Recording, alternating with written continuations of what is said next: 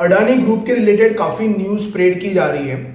Basically simply आप अपने equity portfolio report निकालो अपने ब्रोकर अकाउंट से, जैसे मैंने निकाला कल, और वहाँ पे ऑलमोस्ट मेरे सारे स्टॉक ग्रीन में ही थे, क्योंकि इस मार्केट लेवल पे ऑलमोस्ट सबके स्टॉक ग्रीन पे होने भी चाहिए, नहीं तो I guess you should deal through mutual fund itself. But किसी भी स्टॉक ने मेरे को 100% के ऊपर कमा के नहीं दिया अब तक। Although my holding period is around 2 to 3 years for almost all the stocks, but there are few exceptional stocks जैसे कि अडानी ग्रुप के सारे स्टॉक्स ऑलमोस्ट, जिन्होंने एनीवेयर अराउंड 500 to 800% कमा के दिए in last 3 to 4 years. This is the primary reason why Gautam Adani's wealth has increased from around 20 billion to the highs of $150 billion in the last 3 years itself. हालांकि अब वो कम हो गई है और ऑलमोस्ट 40-50 बिलियन घट के 95 बिलियन तक उनका एज ऑन फ्राइडे नेटवर्थ था. Anyways he is still in A profitable zone itself, क्योंकि अगर 3 साल के पैरामीटर पे अगर $20 बिलियन को $95 बिलियन तक कंपेयर किए जाए तो anyways it is around 4 times profit. So on one side where in Adani stocks are falling, and on the other side there is a new name in the market that is Hindenburg, and it is said that Hindenburg के research report ने काफ़ी सारे eyeball generate किए in India around 1 to 1.5 CR, that is almost 1.5 से 2 करोड़ लोगों ने Hindenburg का नाम सुना है या फिर उनकी पूरी रिसर्च रिपोर्ट पढ़ी हुई है, जो कि it is very good research report. And coming to the point कि ये रिसर्च रिपोर्ट इतनी न्यूज़ में क्यों, क्योंकि नॉर्मली ऐसे जब भी क्रिटिकल न्यूज़ आती है तो हार्डली 2 to 3 डेज तक ही टिक पाती है और फिर कोई नई न्यूज़ बन जाती है और फिर वो न्यूज़ गायब हो ही जाती है. But in this case the timing is very crucial, और वही अडानी कह रहे हैं कि हिंडनबर्ग ने ऐसे टाइम पे रिपोर्ट रिलीज की है which coincides with its FPO, and as Hindenburg says कि उन्हें 2 साल लगे रिसर्च करने के लिए इस रिपोर्ट पे. So it is up to them whenever they want to release it, and they felt that this was the best time to release it. So I don't think anyone is wrong in that part. Coming to Adani stock pricing, basically I think that it will stabilize in the next 2 to 3 weeks or maybe in few months. So the retail participants who are already invested in the Adani group, I think they need not worry about it, क्योंकि prices तो stabilize हो ही जाएंगे कैसे भी करके. So if you look at its current FPO offerings, so it is offering around $2.5 billion of FPO with the floor price of around 3112 and the cap price of around 3276. और as on Friday Adani Enterprises की stock prices was around 2721. It means that the current prices are trading at a discount to the floor price of 3112 in the FPO offer. So यहाँ तो clear cut arbitrage opportunity है if the FPO gets subscribed. और अगर आप SEBI के rules बात करो तो in the $2.5 billion subscription, around 50% will come from QIBs, 15% will come from NIs, and around 35% will come from retail investors. So 35% of $2.5 billion बहुत ज़्यादा अमाउंट होती है. And looking at it tepid response that it has received so far in its FPO, I think it is very difficult कि अडानी का FPO successfully execute होगा. This is what I think, although Adani group are saying that they are not going to postpone its FPO. So I mean you can't doubt them, कुछ तो plans होंगे जिसकी वजह से वो बोल रहे हैं. And coming back to the Hindenburg's report, जिन्हें 2 साल लगे एज दे क्लेम कि पूरा रिपोर्ट रिलीज करने में, and they have taken a short position on the Adani group stocks. And I think looking at the current fall around 20% in most of the Adani companies, उन्होंने अपने position profit कमा के अपने position हटा भी दिए होंगे, यू नेवर नो.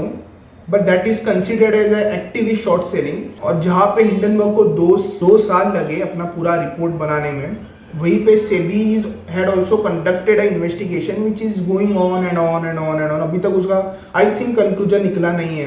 अगर आप उसकी कैप टेबल की बात करो, जहाँ पे वो बोल रहे हैं कि it has contravened the SEBI rules that it 25% of the entire share capital should be held by non promoters, wherein as per Hindenburg they are claiming that the limit has been breached, that is more than 75% are being held by promoters as well as the related parties, which could mean, the consequences could mean the delisting of few Adani companies. So even if you could see that promoters के shares around 70 to 72% है, but they are claiming that the FIIs which are invested, जो कि 5 FIIs है, उनके financials के हिसाब से around 94 to 95% of their holdings are exclusively in Adani stock, so that makes them a related party with Adani. और उनका अगर शेयर परसेंटेज आप प्रोमोटर्स के साथ जोड़ लो तो it exceed 75% which contravening SEBI rules. But the most interesting point I felt was relating to related party transaction which the report claims that it revolves around the entire financials of the Adani Group right from the capital कि capital में भी related party लोगों ने subscribe किया है, as well as few loans जहाँ पे related parties, few revenue as well has been booked to related parties. Assets are transferred from the subsidiary of a listed company of Adani Group to an offshore, and then all the assets in the books of the offshore has been immediately impaired. मतलब उन्होंने अपने books में loss दिखाया नहीं है. जितना भी asset का करोड़ों का वैल्यू होगा सारा वैल्यू उन्होंने लॉस उन पे दिखाया है, ऑफशोर के बुक्स में दिखाया होगा. अडानी ग्रुप से काउंटर आया है on many points but not all the point, जहाँ पे उन्होंने बेसिकली कहा है कि all the claims made are bogus, as well as जाके उन्होंने काफ़ी पॉइंट्स उठाए थे कि the big fours have not audited the financials of two of the group entities, wherein they have said that no, big six, so-called big six, have audited almost all the entities of the Adani Group. Coming back to the cap table, that is equity exposure. कोई भी retail investor जैसे हमारे जैसे मेरे जैसा जिसको basic भी knowledge हो फंडामेंटल्स के बारे में, वो कभी भी normally Adani stock at such expensive valuations prefer करेगा अवॉइड करने के लिए. But LIC has not done that, जहाँ पे LIC ने अराउंड $9.5 बिलियन इन्वेस्ट किए हैं, विच ट्रांसलेट्स टू अराउंड 80,000, मतलब 80 रुपीज़ से मल्टीप्लाई किया जाए तो ऑलमोस्ट 80,000 crores उन्होंने इन्वेस्ट किया अडानी स्टॉक्स पे, and it makes it second largest holding Adani group में है.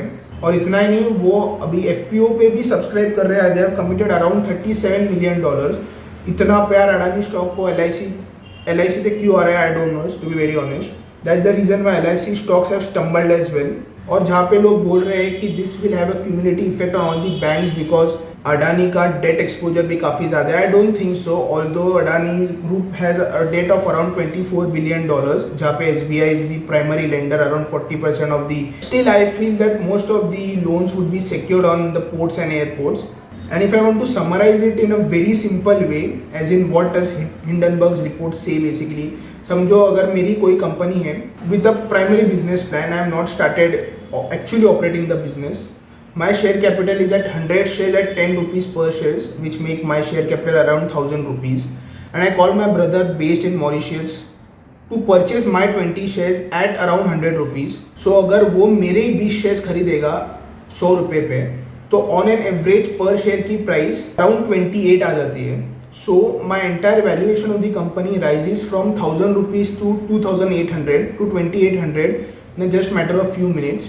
So that is what in a very simple terms Hindenburg report is trying to highlight. So anyways, कल के 2 दिन में पता चली जाएगा can Adani Group pull out from this, because it is very difficult to be very honest, क्योंकि time limit काफ़ी कम है मंडे और ट्यूसडे में ये एग्जीक्यूट करने के लिए, and to take retail participants in confidence.